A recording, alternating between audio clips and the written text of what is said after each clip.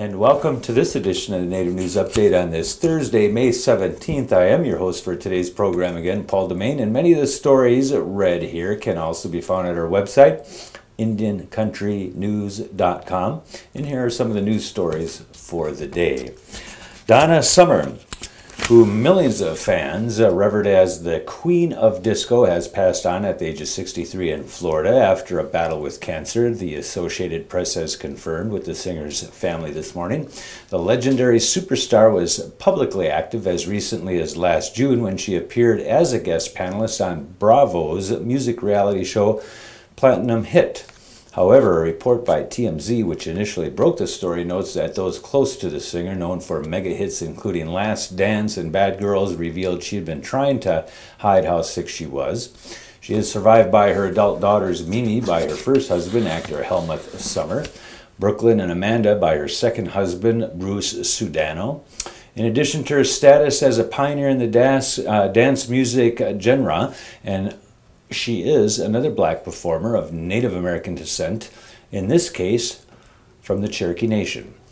Summer was a 5-time Grammy Award winner, the first artist ever to score 3 back-to-back #1 double albums, and was nominated but not chosen for induction into the Rock and Roll Hall of Fame in 2010. She is credited with influencing stars ranging from Madonna and Michael Jackson to Beyonce and Rihanna. Her last album, Crayons, was released in 2008. With juvenile eels bringing in more than $2,000 a pound. The Passamaquoddy in eastern Maine has issued 236 elver fishing licenses to its tribal members. The Department of Marine Resources issues 407 licenses each year, allowing fishermen to catch eels, known as elvers, as they make their way up the Maine rivers each spring. With a worldwide shortage of the tiny alien-looking creatures, elver prices this year have hit unprecedented levels, topping out at more than $2,000 a pound. Marine Resources Commissioner Patrick Kelleher told the Bangor Daily News the Passamaquoddy decision to issue the licenses last week caught the department by surprise.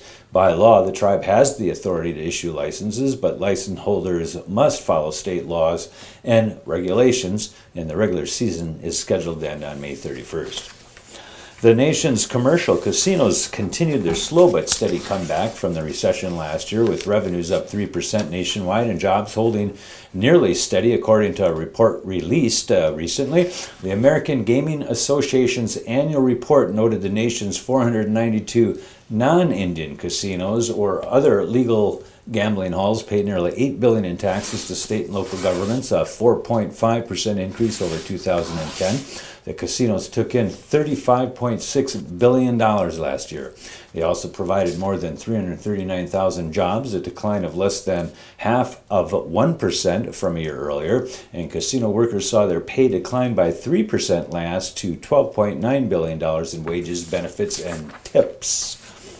A northern Michigan tribe will plant thousands of black willows on a contaminated site, hoping that the trees will help cleanse the area by pulling toxic chemicals from the ground. A leader of the tribe said last week the 1.5-acre parcel near Manistee was an industrial site for decades, said Jimmy Mitchell, Natural Resources Director for the Little River Band of Odawa Indians, which acquired it in 1998. A sawmill was located there in the 19th century. Later came a salt mining operation, chemical companies, and plants that manufactured asphalt and fiberglass. Archangel Ancient Tree Archive, a nonprofit group that clones some of the world's biggest and oldest trees to preserve their genetics, is donating the black willows. Between 3,500 and 4,000 will be planted, says Merle Marsh, the organization's director of operations. Scientists say some trees and other plants can remove heavy metals such as zinc and cadmium and through the soil, through their roots, and store them in their stems, shoots, and leaves, a process known as phytoremediation. It's a far cheaper option than scraping up the contaminated dirt and replacing it with fresh soil, according to Mitchell. A new study finds that despite housing improvements in Minnesota's Indian reservations, the homelessness still persists. Researchers with the nonprofit Health and Human Services organization Amherst H. Wilder Foundation visited 8 of the state's 11 reservations. They found nearly 2,100 people who are homeless or living in crowded conditions with friends or relatives. The study's author, Ellen Shelton, tells the Minnesota Public Radio News the poor economy offset improvements in housing and social services since the last count of the homeless on reservations, which took place in the year 2006. The most recent information was gathered in 2009, but researchers needed consent from all 8 tribal governments before releasing the figures. Roman Catholic leaders in the Upper Peninsula say a 19th century bishop has been declared venerable by the Vatican. The designation means that Frederick Baraga, or Fred Baraga, depending on how you like to say that, has been recognized for a life of heroic virtue.